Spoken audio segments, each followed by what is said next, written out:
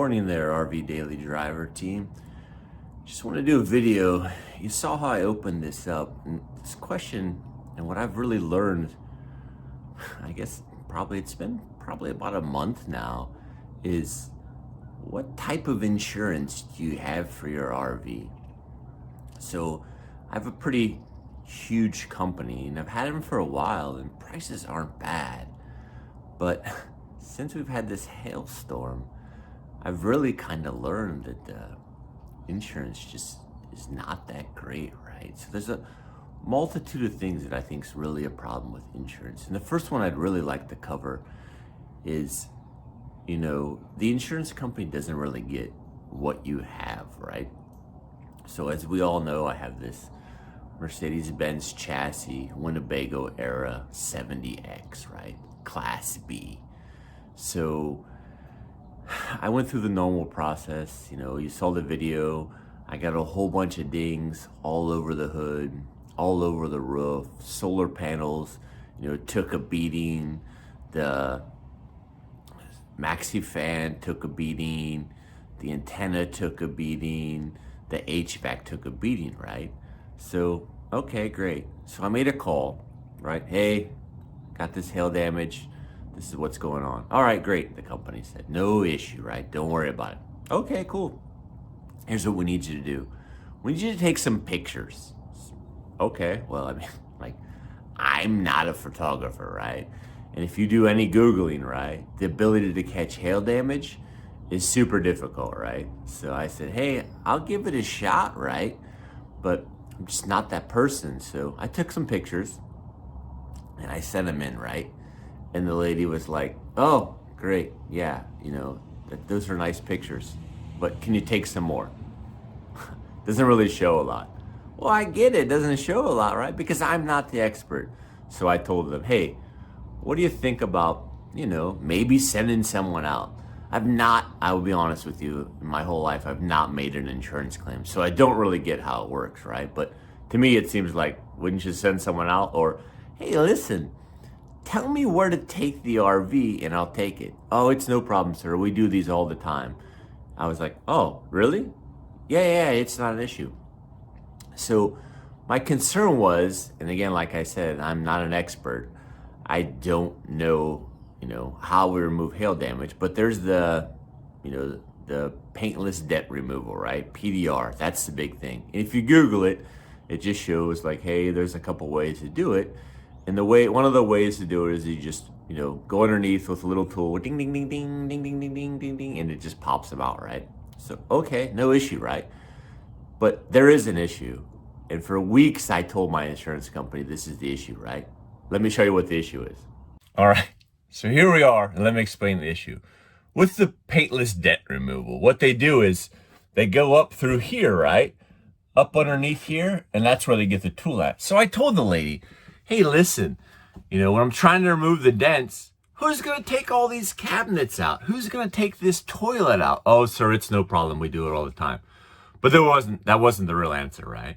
Because what I found was, this is kind of the point where I encourage you, and what I should have done a long time ago, but really didn't think about, right?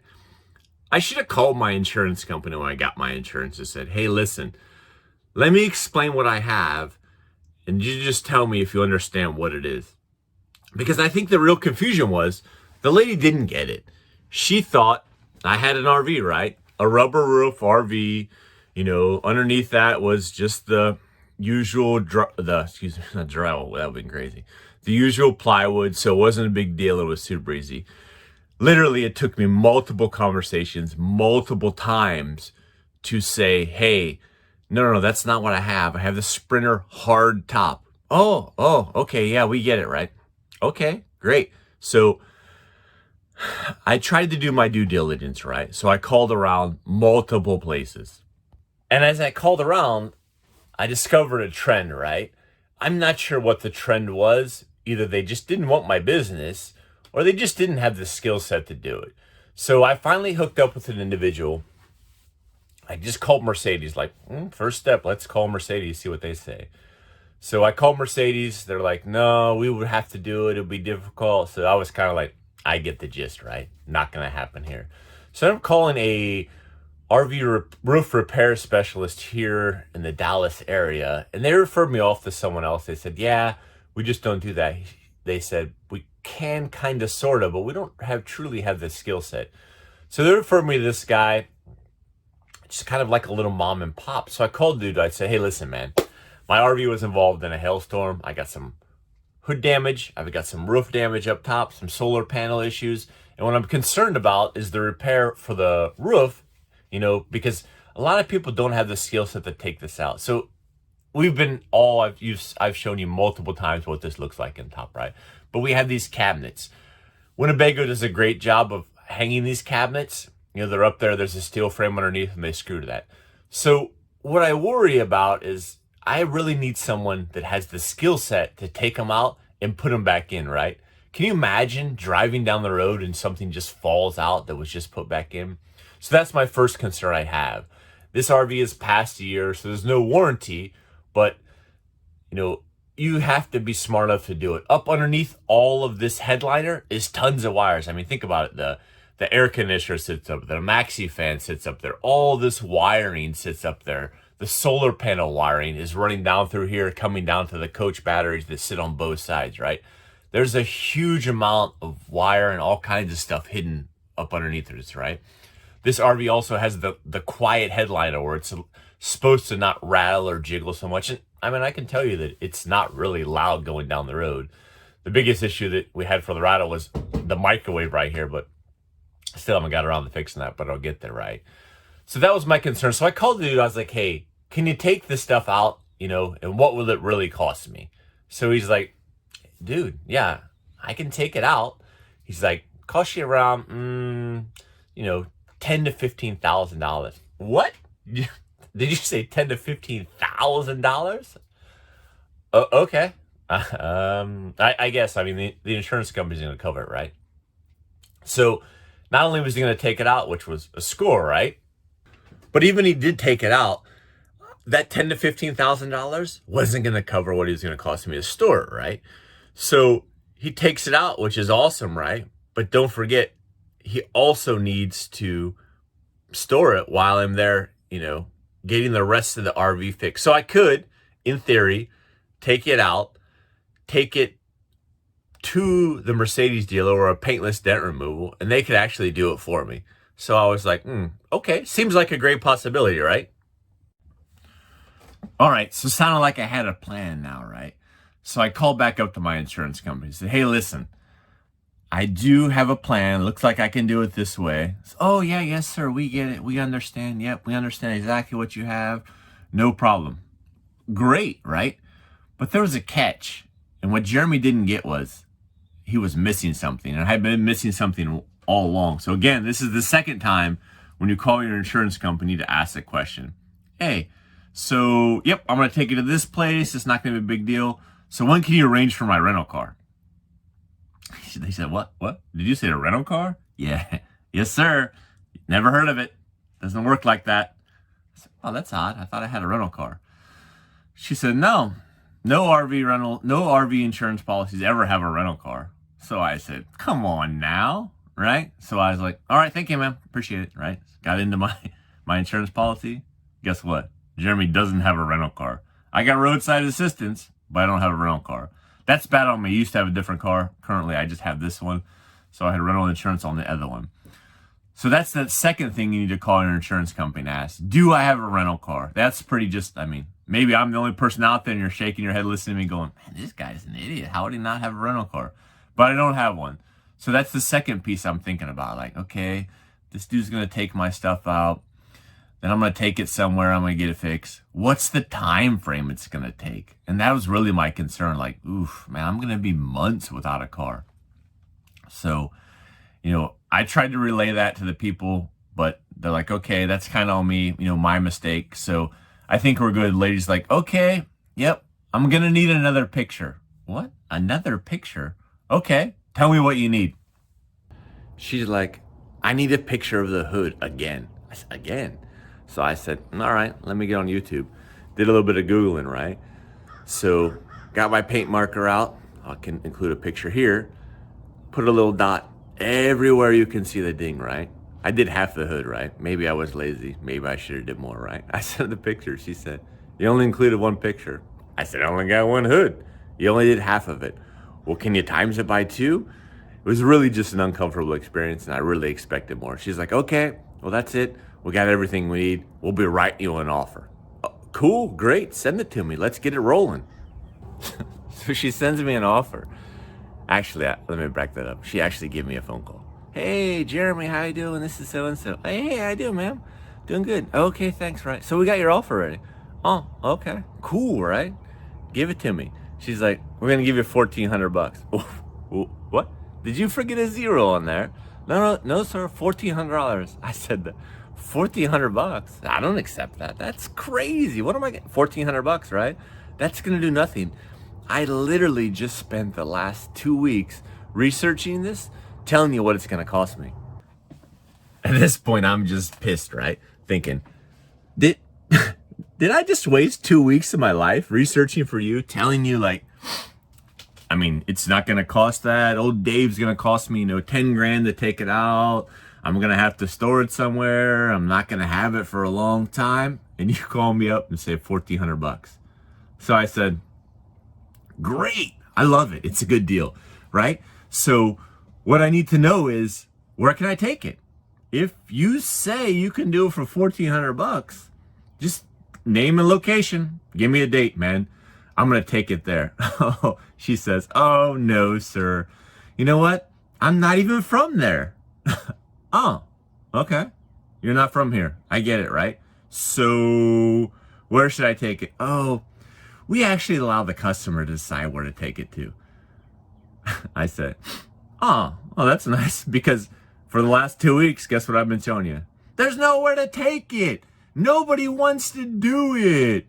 Oh, yeah, I can't help you with that, sir. So I said, I guess we're not getting anywhere with this conversation. So I'll just go ahead and file a complaint, and I'll talk to somebody else. Oh, okay, sir, thanks. So I did a little research. Found some names. Looked at the email they sent me. Thought, if this person's email is first name, last name, guess what? The CEO's probably email is first name, last name. Operations director is probably first name, last name. And a whole bunch of other people's names that are available are probably first name, last name. So what did I do? I crafted an email, sent it back to the individual that gave me the offer. And I included everybody else in the email thinking, let's see where this goes. Don't forget, throw a read receipt on there. And I did it. So 2 executives in the company actually read the email, and someone from the executive team reached out and said, hey, let me see what we can do for you. So I thought, score, we're in, we're going to kill it. So I waited around. That lady said, hey, we'll get back in a couple of days with an answer. I said, 48 hours. We're just going to wait, see what we can get. Did a little more research. 48 hours went by, and they kept calling me and calling me and calling me.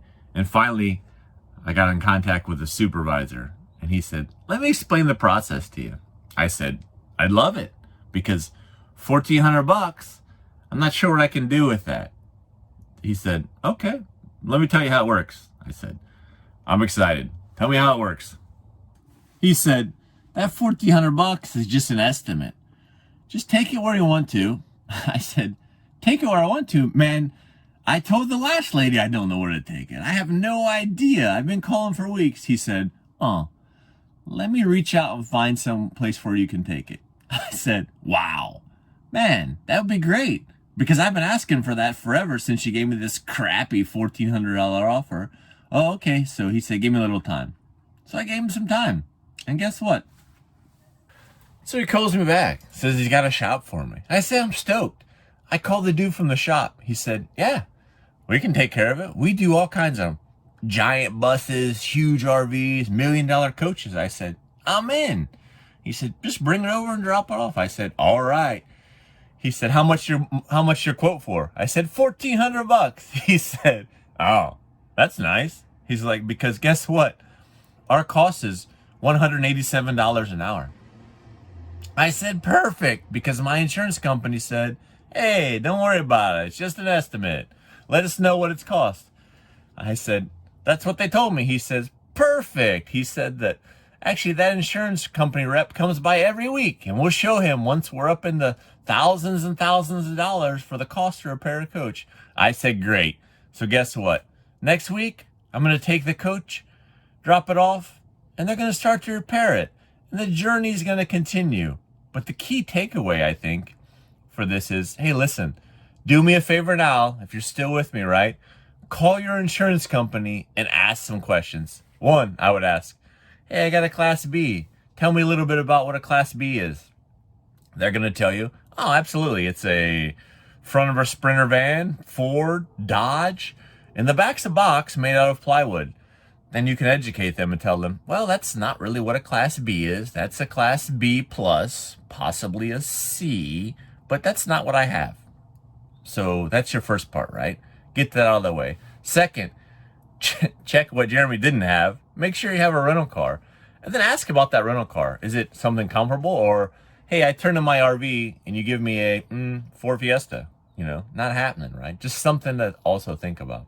Third, really do me a favor. Tell me what kind of insurance you have down the bottom, what company you have. Because guess what? After they fix my $1,400 hail claim, Jeremy's going to get somebody else because this has truly been a nightmare. So, hey, stay tuned. Once I get this back, I'll talk to you a little bit more about the journey. And be safe out there and take care. Don't forget, subscribe, hit the like button, and I'll see you on the road.